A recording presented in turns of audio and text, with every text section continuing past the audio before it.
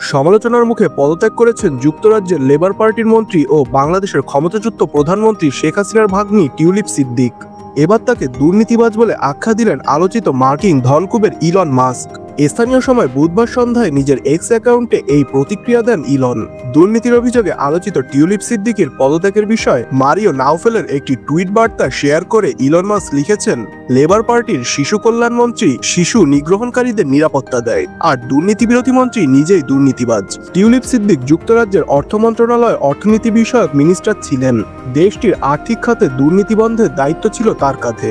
গত আগস্টে গণঅভ্যুত্থানে শেখ হাসিনা ক্ষমতাচ্যুত হওয়ার পর তার ও তার পরিবারের বিরুদ্ধে বিপুল অর্থ আত্মসাতের অভিযোগ ওঠে। এতে টিউলিপ সিদ্দিকির সংশ্লিষ্টতা রয়েছে বলে অভিযোগ উঠলে তাকে বহিষ্কারের দাবি ওঠে। এক পর্যায়ে যুক্তরাজ্যে সিটি মিনিস্টারের পদ থেকে পদত্যাগ করেন তিনি।